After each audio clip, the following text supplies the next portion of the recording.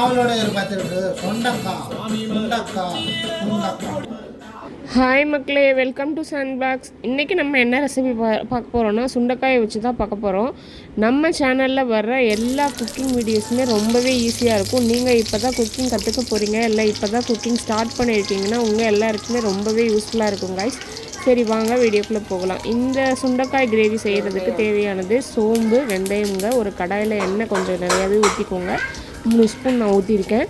கொஞ்சம் நிறையா ஊற்றிட்டு சோம்பு, வெந்தயம் இது போட்டு நல்லா பொரிஞ்சதுக்கப்புறமா நம்ம கருவேப்பிலை போட்டுக்கணும். கருவேப்பிலை போட்டு வெடித்ததுக்கப்புறமா நான் இதில் என்னென்ன நான் எடுத்திருக்கேன்னா, ஒரு 6 பல் பூண்டு எடுத்திருக்கேன், 2 பெரிய வெங்காயம், ஒரு பெரிய தக்காளி எடுத்திருக்கேன். இந்த கிரேவி வந்துட்டு கொஞ்சம் புளிப்பாக இருந்தால் இன்னும் டேஸ்ட்டாக தான் இருக்கும். நீங்கள் அந்த கருவேப்பிலை பொரிஞ்சதுக்கப்புறம் பூண்டு, அதுக்கப்புறம் வெங்காயம் இது ரெண்டையும் போட்டு நல்லா வதக்கிடுங்க. வெங்காயம் கொஞ்சம் ஈஸியாக குக் ஆகணும் அப்படின்னா கொஞ்சமாக கல்லுப்பு போட்டுட்டு நம்ம வதக்கணும்னா ஈஸியாகவே குக் ஆகிடுங்க. இந்த வெங்காயமும் பூண்டும் நல்லா குக் ஆனதுக்கப்புறம் எடுத்து வச்ச தக்காளியும் போட்டுக்கோங்க. நான் ஒரு தக்காளி எடுத்துக்கேன். நீங்கள் தக்காளி அதிகமாக யூஸ் பண்ணலன்னா 2 தக்காளி எடுத்துக்கோங்க. நல்லா அந்த தக்காளியை போட்டுட்டு நல்லா வதக்கிடுங்க. வெங்காயம், பூண்டு, தக்காளி எல்லாமே நல்லா வதங்கினதுக்கப்புறமா சுண்டைக்காயை வந்துட்டு நான் அதில் போடுறேன். அதில் போட்டுட்டு நம்ம எண்ணெயிலே சுண்டைக்காயை வதக்க போகிறோம். தண்ணி இல்லாமல் எடுத்திங்கன்னா தான் எண்ணெயிலே சுண்டைக்காய் வந்துட்டு நல்லா வதங்கும் கைஸ். உங்களால் நான் வந்துட்டு சுண்டைக்காயை ஆஃபாக கட் பண்ணியிருக்கேன். என்னால் கட் பண்ண முடியாது, எனக்கு டைம் இல்லை அப்படின்னா உங்களுக்கு ஒரு சூப்பரான டிப்ஸ்.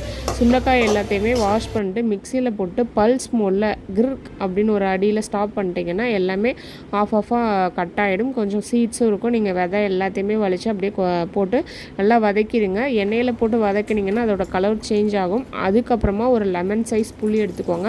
புளியை நல்லா தண்ணியில் கரைச்சிட்டு தண்ணியை மட்டும் ஊற்றிடுங்க. அந்த சுண்டைக்காயில் ஊற்றிட்டு அதுக்கப்புறம் நான் வீட்டில் அரைச்ச மிளகாத்தூள், குழம்பு மிளகாத்தூள் எடுத்துக்கிட்டேன். அதில் வந்துட்டு நான் 3 ஸ்பூன் போட்டேன். நீங்கள் நார்மல் வந்துட்டு மிளகாத்தூள், மல்லித்தூள் எல்லாமே நீங்கள் தனித்தனியாக வச்சுருக்கீங்க. பொதுவாக பேச்சுலர்ஸ்லாம் பொடியாக வாங்கி வச்சுருப்பாங்க. அப்படி வச்சுருக்கீங்கன்னா நீங்கள் காரத்துக்கு ஏற்ற மாதிரி 3 ஸ்பூன் அல்லது 4 ஸ்பூன் மிளகாத்தூள் போட்டுக்கோங்க. மல்லித்தூள் 2 ஸ்பூன் போட்டுக்கோங்க, இல்லைனா 3 ஸ்பூன் போட்டுக்கோங்க போதும். அதுக்கப்புறம் தேங்காயை ஆஃப் மூடி நான் தேங்காய் எடுத்திருக்கேன். அந்த தேங்காயை மிக்ஸி ஜாரில் கொரகொரப்பாக அரைச்சிக்கோங்க. ரொம்ப நைஸாக அரைச்சிடாதீங்க, நல்லா இருக்காது. கொரகொரப்பாக அரைச்சிக்கோங்க. நல்ல குழம்பு கொதிச்சதுக்கப்புறம் தான் நீங்கள் தேங்காயை ஊற்றணும். அப்போ தான் அந்த டேஸ்ட் நல்லாயிருக்கும். தேங்காயை ஊற்றி ரொம்ப கொதிக்க விட்டிங்கன்னா டேஸ்ட் நல்லா இருக்காது. ஸோ நல்லா குழம்பு கொதிச்சதுக்கப்புறமா இந்த நம்ம கொரகொரப்பாக அரைச்சி வச்சுருக்க தேங்காயை அதில் ஊற்றணும். அதில் ஊற்றிட்டு கொஞ்சம் நேரம் கொதிச்சா போகிறோம், ரொம்ப நேரம் கொதிக்க விடக்கூடாது. தேங்காயை ஊற்றினோடனே வந்துட்டு கிளறி விட்டுருங்க. அப்படி இல்லைன்னா அப்படியே திட்டாக இருக்க மாதிரி ஆகிடும். ஸோ இது எல்லாத்தையுமே கிளறி விட்டுட்டு நல்லா இன்னும் கொஞ்சம் கொதிக்கிற லெவலுக்கு நம்ம வெயிட் பண்ணோம். அவ்வளோதாங்க, சுண்டைக்காய் கிரேவி ரெடி.